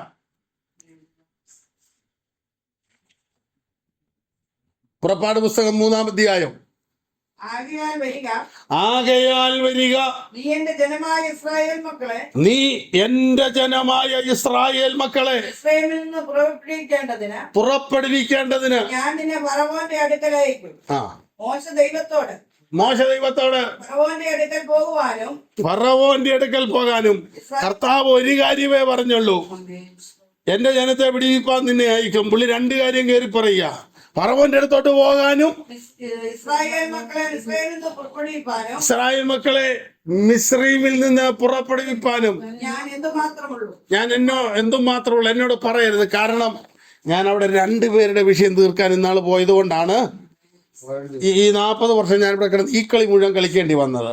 അതുകൊണ്ട് അത് നടക്കേല. പിന്നെ ഫറവോന്റെ മുന്നോട്ട് ചെല്ലാനും ഒക്കെയല്ലോ. കാരണം ഒന്നുമില്ലാത്ത സ്ഥാനത്ത് എടുത്ത് വളർത്തി 40 വയസ്സ് വരെ വളർത്തി വെച്ച് പുള്ളിക്ക് നേരെ നിൽക്കുക എന്ന് പറഞ്ഞാല് അത് നന്ദിയില്ലാത്ത പരിപാടിയല്ലേ. തന്നെയല്ല, നമ്മൾ വീട്ടിലെടുത്ത് വളർത്തിയ പുള്ളി നമുക്ക് നേരെ മുണ്ടും മടക്കി കുത്തി പിറ്റേന്ന് നേരെ നിന്നേച്ച് അവനെ നമ്മൾ എല്ലാം ചെയ്യും. അപ്പോൾ നിങ്ങളൊന്ന് ഓർത്ത് വയ്ക്കേ, അത് വേണ്ട. ഈ രണ്ട് കാര്യത്തിന് ഞാനില്ല, അതാ മോശ പറയുന്നത്. എന്നോട് പറയരുത് എന്നെ കൊണ്ട് ഒക്കത്തില്ല, ഞാൻ എന്നെ ഉണ്ടതിന്. മിസ്രൈമിലെ സകല ജ്ഞാനവും അഭ്യസിച്ചവൻ, നല്ലപോലെ കായികാഭ്യാസങ്ങൾ പഠിച്ചവൻ, നന്നായിട്ട് കാര്യങ്ങൾ കൈകാര്യം ചെയ്യാൻ അറിയാവുന്നവൻ, നല്ല വിദ്യാഭ്യാസമുള്ളവൻ കർത്താവിന്റെ അടുക്ക പറയുന്നു ഞാൻ ഒന്നുമില്ല. അതാണ് കർത്താവിന് ഇഷ്ടപ്പെട്ടതും. എന്നെ കൊണ്ട് വല്ലതൊക്കെ ചെയ്യാൻ പറ്റുമെന്ന് പറഞ്ഞാൽ നീ വേണ്ടെന്നേ കർത്താവ് പറയുള്ളൂ. കർത്താവിന് വേണ്ടത് എന്നെ കൊണ്ട് ഒക്കത്തില്ലെന്ന് പറയുന്നവരെയാ. ദൈവത്തിന് സ്തോത്രം. എന്തെങ്കിലുമൊക്കെ ചെയ്യാൻ പറ്റുമെന്ന് പറയുന്നവന് കർത്താവിന് ആവശ്യമില്ല. കാരണം എന്താന്ന് ചോദിച്ചാൽ അവൻ കയറി അവന്റെ വഴിക്കങ്ങ് ചെയ്യേ ഉള്ളൂ. കർത്താവിനുള്ള ആശ്രയം അവൻ ഉണ്ടാകുകയില്ല. എന്നാൽ എന്നെ കൊണ്ട് ഒക്കത്തില്ലെന്ന് പറയുന്നിടത്ത് ദൈവം കൂടെ നിൽക്കുന്നല്ല ബോധ്യത്തിൽ എപ്പോഴും ദൈവാശ്രയ ബോധത്തിൽ നിൽക്കും. മോശ തന്റെ അറിവ് വെച്ചും കഴിവ് വെച്ചും വിടിവിക്കാൻ നോക്കിയതാണ് ഒരുത്തനെ കൊന്നത്. മിസ്രൈമിലെ അറിവ് കൊല്ലുന്നതാ, എന്നാൽ ആത്മാവിന്റെ നിയോഗമോ വിടിവിപ്പിക്കുന്നതാ. അക്ഷരം കൊല്ലുന്നു, ആത്മാവ് ജീവിപ്പിക്കുന്നു. ഞാൻ എന്തുള്ളൂ? ദൈവത്തിന് സ്തോത്രം. അതിനവൻ ഞാൻ നിന്നോടുകൂടെ ഇരിക്കും, ഞാൻ നിന്റെ കൂടെ ഇരിക്കും. ഈ ജനത്തെ മിസ്രൈമിൽ നിന്ന് കൂട്ടിക്കൊണ്ട് വരുമ്പോ പർവ്വതത്തിൽ ദൈവത്തെ ആരാധിക്കുമെന്നുള്ളത് ഞാൻ ഈ ഹോരേബ് പർവ്വതത്തിൽ ദൈവത്തെ ആരാധിക്കും എന്നുള്ളത് ഞാൻ നിന്നെ അയച്ചതിനുള്ള അടയാളമായിരിക്കുന്ന. ദൈവത്തിന് സ്തോത്രം.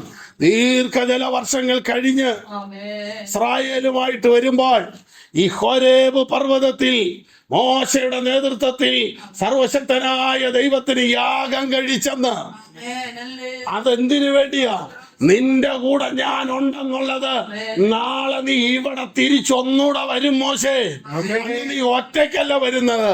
ഇന്ന് നീ ഈ പർവ്വതം ഒറ്റയ്ക്കാ കയറിയതെങ്കിൽ ഒരു കൂട്ടവുമായിട്ട് നീ കയറി വരുമ്പോഴാണ് എന്റെ ഇടപെടൽ നിന്നോട് കൂടെ ഉണ്ടായിരുന്നെന്നും ഞാൻ നിന്നെ നടത്തിയെന്നും നീ തിരിച്ചറിയുന്നത്.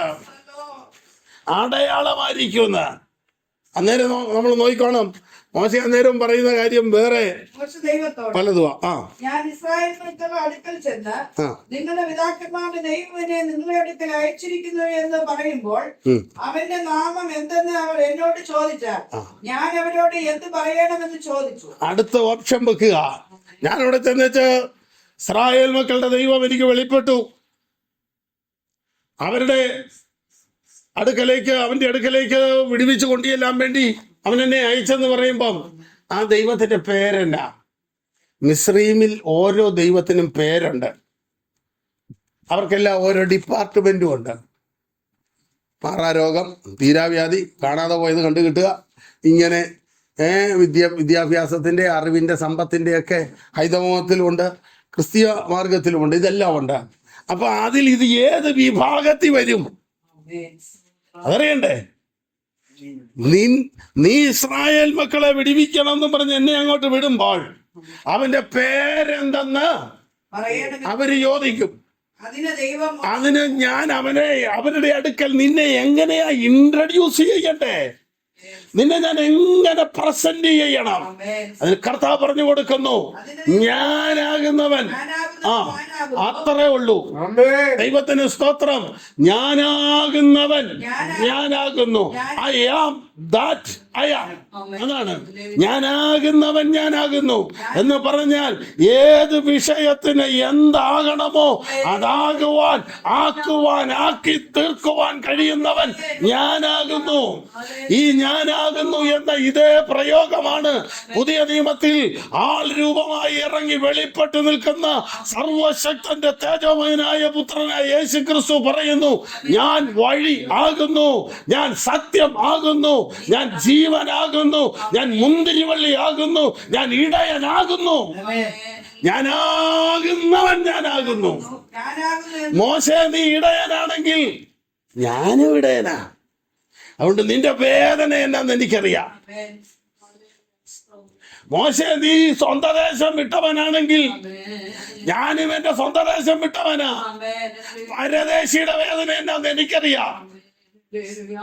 യേശു ക്രിസ്തു സമ്പന്നനായിരുന്നിട്ടും തന്റെ ദാരിദ്ര്യത്താൽ നിങ്ങൾ സമ്പന്നനാകേണ്ടതിന് നിങ്ങൾ നിമിത്തം ദരിദ്രനായി തീർന്ന കൃപ നിങ്ങൾ അറിയുന്നുവല്ലോ. കർത്താവ് പറയുന്നു, ഞാനാകുന്നവൻ ഞാനാകുന്നു, ഞാനാകുന്നു എന്നുള്ളവൻ എന്നെ നിങ്ങളുടെ അടുക്കൽ അയച്ചിരിക്കുന്നു എന്ന് എന്നിങ്ങനെ ഇസ്രായേൽ മക്കളോട് പറയണം. 4-ാം അധ്യായം 1-ാം വാക്യത്തിലേക്ക് വരാം. മോശ പിന്നെയും പറയാം, നടപടി വരികയല്ലെന്ന്. അതിന് മോശ, അവർ എന്നെ വിശ്വസിക്കാതെയും എന്റെ വാക്ക് കേൾക്കാതെയും യഹോവ നിനക്ക് പ്രത്യക്ഷനായിട്ടില്ല എന്ന് പറയും എന്നുത്തരം പറഞ്ഞു. ഞാൻ ഇങ്ങനെ അവിടെ ചെന്ന് പറയുകയാണ്, അവരെന്റെ വാക്ക് കേൾക്കുകയല്ല, യഹോവ നിനക്ക് പ്രത്യക്ഷപ്പെട്ടിട്ടില്ല എന്ന് പറഞ്ഞാൽ അന്നേരം ഞാൻ എന്നാ ചെയ്യും? മോശ ഓർത്തത് എന്നാ പിന്നെ എന്റെ അമ്മ പോകണ്ടെന്ന് പറയുമെന്നാണ് മോശ ഓർത്തത്. അങ്ങനെ വന്നാ ഇപ്പൊ ഞാൻ എന്നാ ചെയ്യും? നേരെ കർത്താവിനോട് ചോദിക്കുക, നിന്റെ കയ്യിലിരിക്കുന്ന എന്താ ചോദിക്കും. നിന്റെ കയ്യിലിരിക്കുന്നല്ല, നിന്റെ കയ്യിലിരിപ്പ് എന്നാ നിന്റെ ഉദ്ദേശം എന്നാ? നീ എന്നതാ ഈ ഉദ്ദേശിച്ച്, നീ എങ്ങോട്ടാ ഇത് പറഞ്ഞു കൊണ്ടുവരുന്നത്? എങ്ങോട്ടാന്ന് മോശ പറയുക, എന്റെ കയ്യിലൊരു വടി. ഇത് എവിടെ മുതലുണ്ട്? കഴിഞ്ഞ 40 വർഷമായിട്ട് കൂടെ ഉണ്ട്. ഇന്ന് വരെ താഴെ ഇട്ടിട്ടില്ല. ദൈവത്തിന് സ്തോത്രം.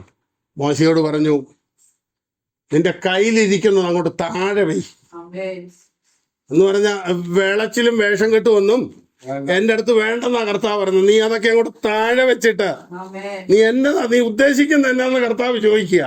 ഈ വേദഭാഗമൊക്കെ വായിക്കുമ്പോൾ എനിക്ക് വളരെ സന്തോഷം തോന്നിയിട്ടുണ്ട്.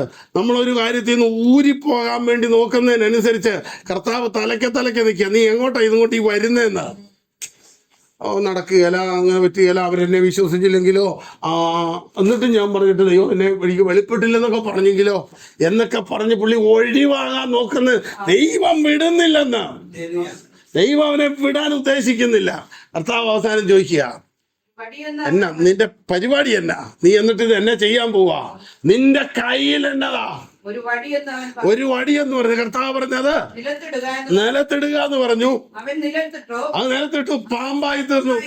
മോശ ഓടി. ഉണ്ടോ? എങ്ങനെയെങ്കിലും അവിടെ നിന്ന് ഒഴിവാകണമെന്ന് ഓർത്ത് പുള്ളി നിൽക്കുമ്പോഴാണ് ഇതിങ്ങനെ പാമ്പായത്. മോശ ഓടി. കർത്താവ് പറഞ്ഞു ഓടരുത്, തിരിച്ചു വരാൻ പറഞ്ഞു. കാരണം ഓരോട്ടം ഓടിയതാ, 40 വർഷമായിട്ട് തിരിച്ചു ചെല്ലാൻ മേലാ നിൽക്കുന്നേ. ഇനി നീ ഓടരുത്, എന്റെ സന്നിധിയിൽ നിന്ന് ഓടരുത്. ഫറവോന്റെ സന്നിധിയിൽ നിന്ന് ഓടി അവൻ തിരിച്ചു വന്നു. യോനായ്ക്കറിയാം, പണ്ടൊരോട്ടം ഓടിയിട്ട് അവസാനം കറങ്ങി തിരിഞ്ഞ് കണ്ണു തുറന്നപ്പോ എവിടാ? വീണ്ടും പഴയ സ്ഥലത്ത് തന്നെയാ. അതുകൊണ്ട് എന്റെ സന്നിധിയിൽ നിന്ന് നീ ഓടരുത്, തിരിച്ചു വരാൻ പറഞ്ഞു. തിരിച്ചു വന്നു. കർത്താവിനോട് പറയുന്നു അതിന്റെ വാലെ പിടിക്കാൻ. പാമ്പിനെ കണ്ടിട്ട് ഓടിയ പുള്ളിയോട് വാലെ പിടിക്കാൻ പറഞ്ഞ, തലയെ പിടിക്കാൻ പറയാൻ നന്നായി.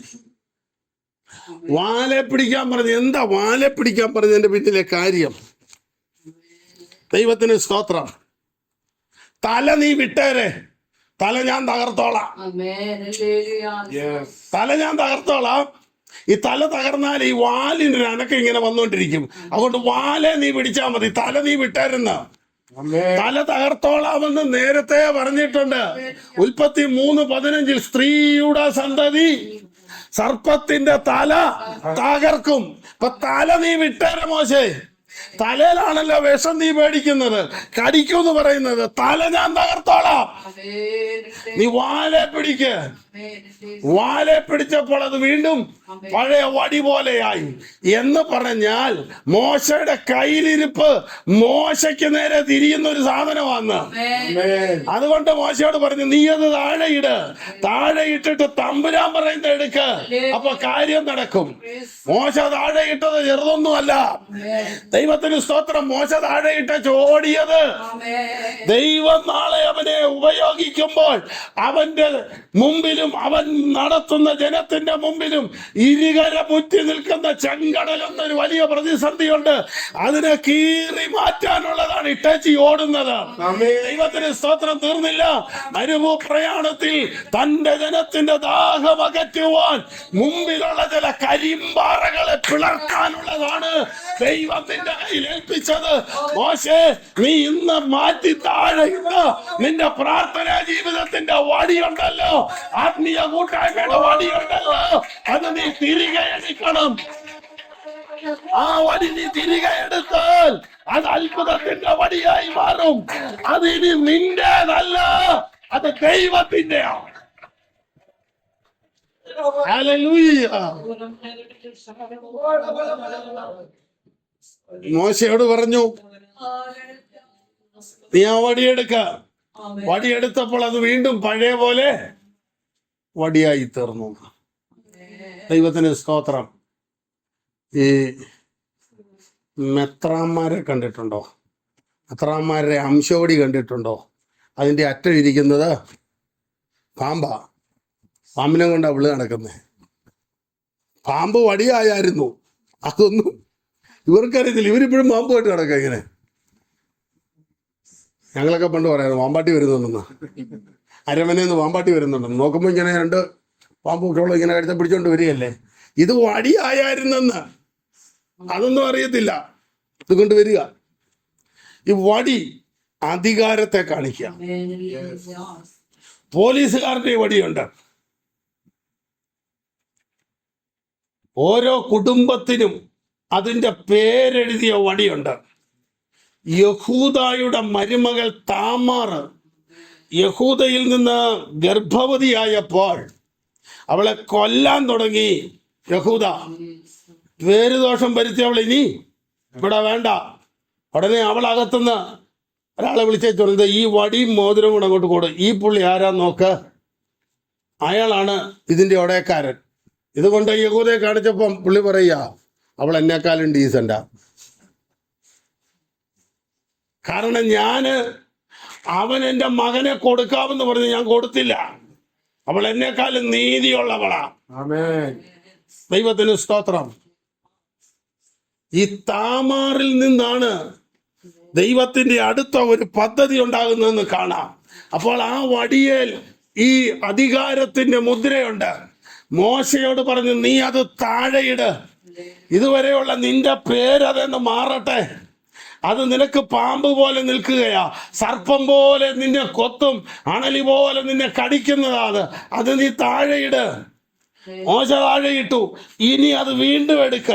മോശ അത് വീണ്ടും കയ്യിലെടുത്തപ്പോൾ പിന്നെ അത് അങ്ങോട്ട് അറിയപ്പെടുന്നത് മോശയുടെ വടിയെന്നല്ല, ദൈവത്തിന്റെ വടിയിലാ. നീ ചിലത് താഴെ മനഃപൂർവ്വമായിട്ടിട്ടാൽ ദൈവം നിന്റെ കൈ പുതിയ ചിലത് ഏൽപ്പിക്കും. അത് നിന്റേതല്ല, ദൈവത്തിൻ്റെതാ. ദൈവത്തിന് സ്തോത്രം. ഇനി മോശയുടെ കയ്യിലിരിപ്പ് കണ്ടല്ലോ, ഇനി മോശയുടെ ഉള്ളിലിരിപ്പൂടെ കാണുക. അടുത്ത വാക്യം ഒന്ന് വായിച്ചേ. നിന്റെ കൈ മാറിടത്തിലേക്ക് ഇടാന്ന് പറഞ്ഞു. യഹോവന്റെ അവനോട് നിന്റെ കൈ മാറിടത്തിലിടുക എന്ന് കൽപ്പിച്ചു. അവൻ കൈ മാറിടത്തിലിട്ടു. പുറത്തെടുത്തപ്പോൾ കൈ ഹിമം പോലെ വെളുത്ത് പുഷ്ടമുള്ളതായി കണ്ടു. ഉണ്ടോ ഉള്ളിലിരിക്കുന്നത്? അകത്ത് കുഷ്ഠം പോലെ ഇരിക്കുക. എന്നതാ ഇത്? വിട്ടുകളയാൻ മേലാതെ കുഷ്ഠം പോലെ ഇരിക്കുന്ന എന്നതാ?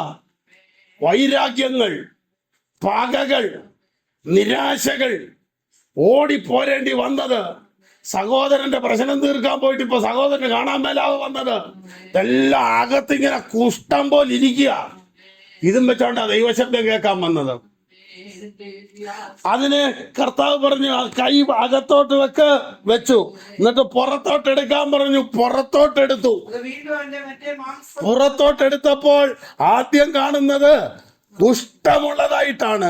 എന്ന് പറഞ്ഞാൽ മോശയോട് പറഞ്ഞു, നിന്റെ ഉള്ളിൽ ഈ കുഷ്ഠം പോലെ ഇരിക്കുന്ന ഭാരവും വേദനയും പ്രയാസവും ഉണ്ടല്ലോ, അത് നീ തന്നെ പുറത്തെടുക്കണം.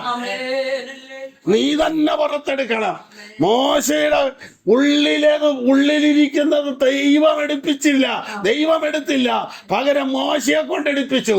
ഓരോരുത്തൻ അവനവന്റെ വിഷമങ്ങളും ഭാരങ്ങളും ദൈവസന്നിധിയിലേക്ക് പറയുകയാണ്. അങ്ങനെ അവയെ എടുത്ത് വെളിയിൽ കൊണ്ടുവന്ന് കളഞ്ഞു. കർത്താവ് പറയുന്നു, വീണ്ടും അകത്തോട്ടിട്. പഴയ പോലെയായി. അപ്പോൾ മോശയുടെ വ്യക്തിപരമായ ജീവിതത്തിൽ ഒരു ദൈവിക വിടുതൽ മോശ അനുഭവിച്ചു.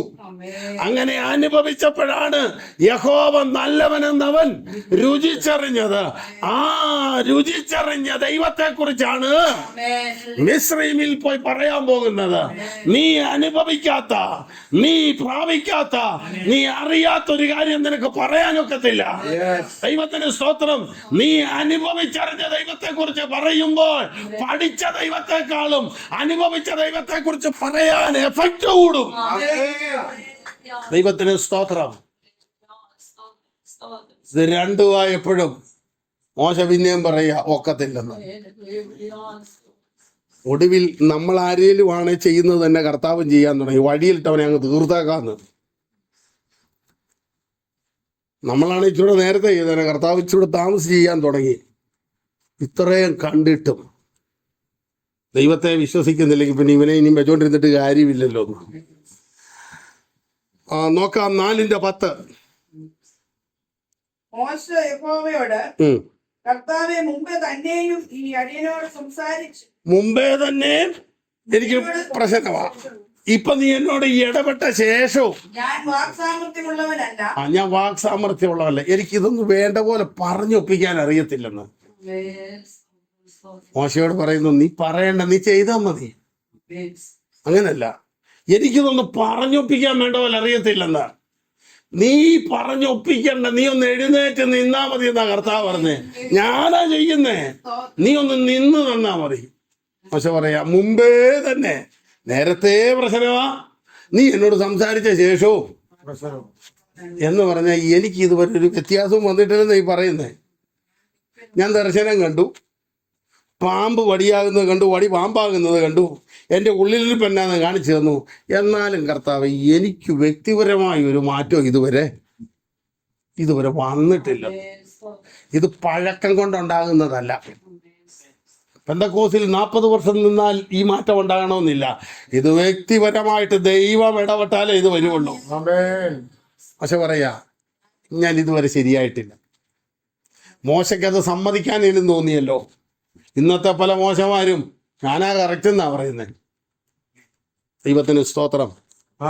മുമ്പേ തന്നെയും നീ എന്നോട് സംസാരിച്ച ശേഷവും ഞാൻ വാക്സാമർത്ഥ്യമുള്ളവനല്ല. ഞാൻ വിക്കനും തടിച്ച നാവുള്ളവനുമാണ്. അതിന് യഹോവ അവനോട്, കർത്താവ് പറയുന്നു, മനുഷ്യന് വായ് കൊടുത്തത് ആർ?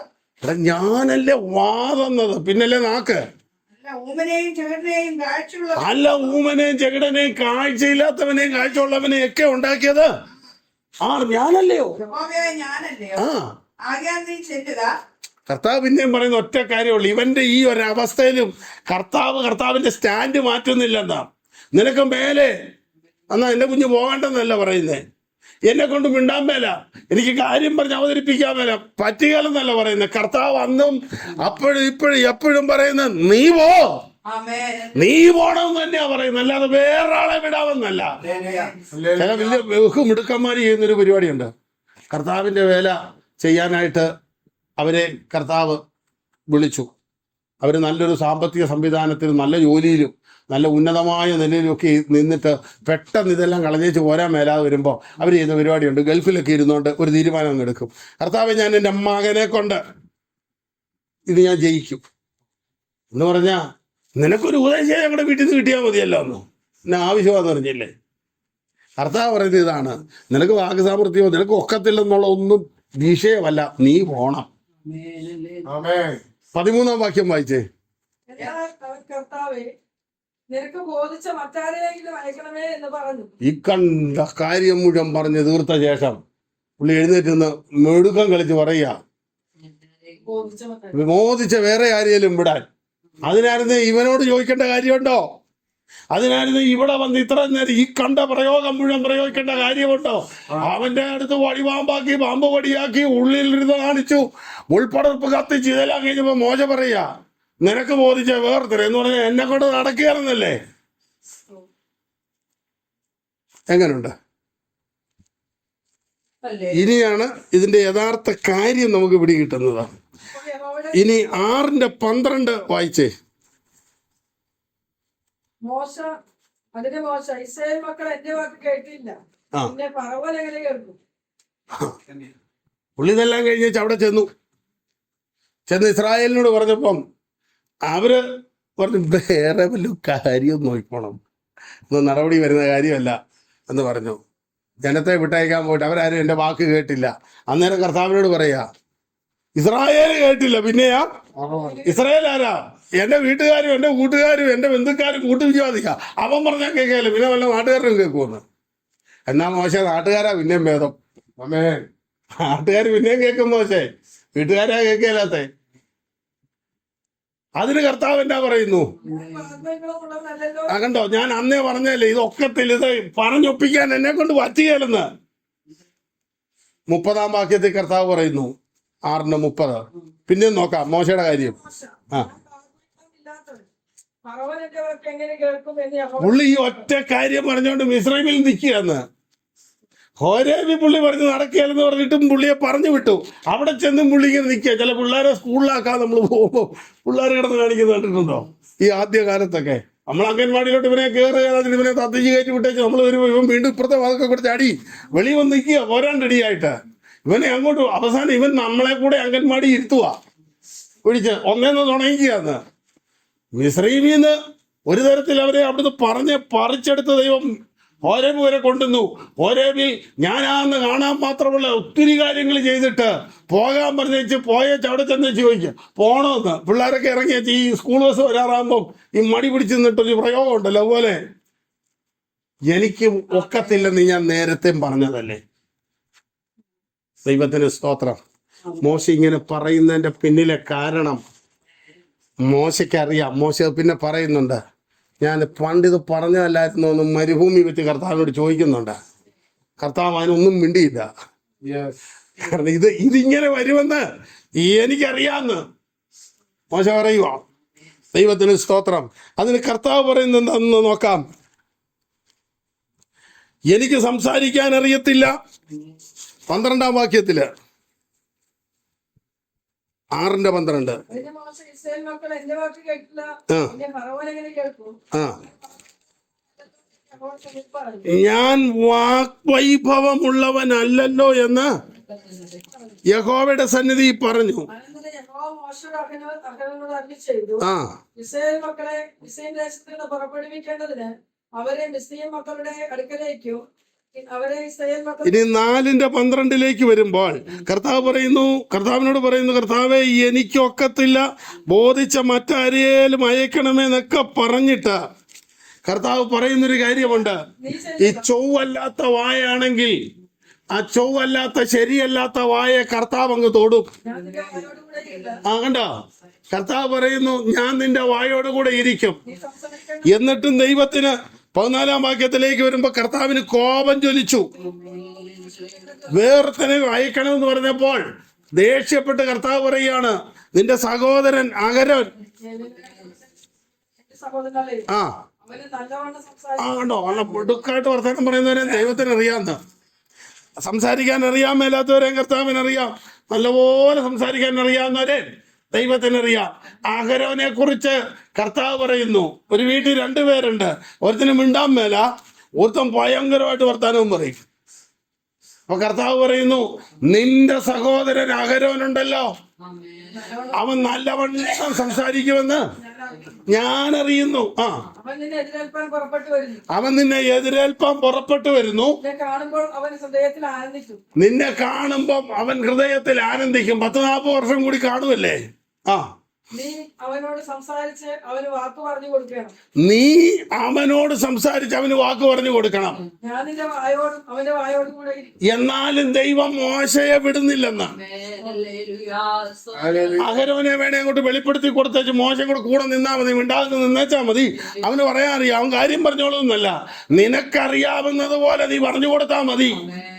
ബാക്കി നിന്റെ സഹോദരൻ വേണ്ട പോലെ അഹരോന്റെ ഫറവോന്റെ മുമ്പിൽ പറഞ്ഞോളൂന്ന്. ഞാൻ നിന്റെ വായോടും അവന്റെ വായോടും കൂടെ ഇരിക്കും. നിങ്ങൾ ചെയ്യേണ്ടുന്നത് ഉപദേശിച്ചു തരും. നിനക്ക് പകരം അവൻ ജനത്തോട് സംസാരിക്കും. നീ സംസാരിക്കണ്ട, നീയും ഞാനുമായിട്ടാ സംസാരിക്കുന്നത്. അവൻ നിനക്ക് വായായിരിക്കും, നീയോ നീ അവന് ദൈവമായിരിക്കുന്നു. ഞാൻ നിന്നോട് സംസാരിക്കുന്നത് പോലെ നീ അവനോട് സംസാരിക്കണം. അവൻ നീയും, നീ ഞാനുമായിരിക്കും. ദൈവത്തിന് സ്തോത്രം. എന്ന് പറഞ്ഞാൽ പേടിച്ച് നിൽക്കുന്ന മോശയെ മിസ്രൈമിൽ ആരാക്കിയാ നിർത്തിയിരിക്കുന്നത്? ദൈവമാക്കി നിർത്തിയിരിക്കുക. എന്ന് പറഞ്ഞാൽ ഫറവോനെ പേടിച്ച് ഓടിയ ആ മോശ ഇപ്പോൾ ഫറവോൻ പേടിക്കത്തക്കവണ്ണം ഒരു അധികാരമുള്ളവരായി നിർത്തിയിരിക്കുക. ഇന്ന് പകൽ മോശ, നീ എന്താണ് ഭയപ്പെട്ടത്? ആ ഭയപ്പെട്ടതിന്റെ മേൽ നിന്നെ ഭയപ്പെടത്തക്കവണ്ണം ഒരധികാരത്തിന്റെ അഭിഷേകത്തിന്റെ ഒരു മാറ്റം വരികയാണ്. ദേശത്തിന്റെ ആധിപത്യത്തെ, ദേശാധിപ ശക്തികളെ നീ പേടിച്ചെങ്കിൽ നിന്നെ അവ പേടിക്കത്തക്കവണ്ണം നിന്നിലൊരു അഭിഷേകത്തിന്റെ ശക്തി വ്യാപരിക്കാൻ പോവുകയാണ്. ആ അധികാരത്തിന്റെ ശക്തിയോടെ മോശ ഫറവോന്റെ കൊട്ടാരത്തിൽ ചെന്ന് ഉറച്ചു നിന്ന് പറയുന്നു, ഇസ്രായേലിന്റെ ആദ്യജാതൻ എന്നെ ആരാധിപ്പാൻ എന്റെ ജനത്തെ വിട്ടുതരിക. ഇന്ന് പകൽ നിന്റെ ഉള്ളിൽ മറഞ്ഞിരിക്കുന്ന ആത്മാവിനെ ലോകമോഹങ്ങളാലും പാപത്തിന്റെ ബന്ധനത്താലും ലൗകിക സുഖങ്ങളാലും ജനിക ഇച്ഛകളാലും ബന്ധിക്കപ്പെട്ട് കിടക്കുന്ന ആത്മാവിനെ ആരാധനയ്ക്കായി വിട്ടുകൊടുക്ക, ആത്മസാന്നിധ്യത്തിനായി വിട്ടുകൊടുക്ക.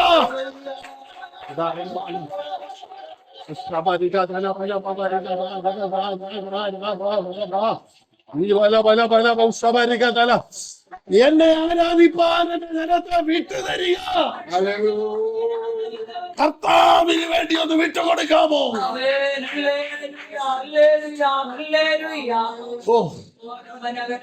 എന്റെ യേശു എനിക്കു നല്ലവൻ, അവനെന്നും അതിയായവൻ.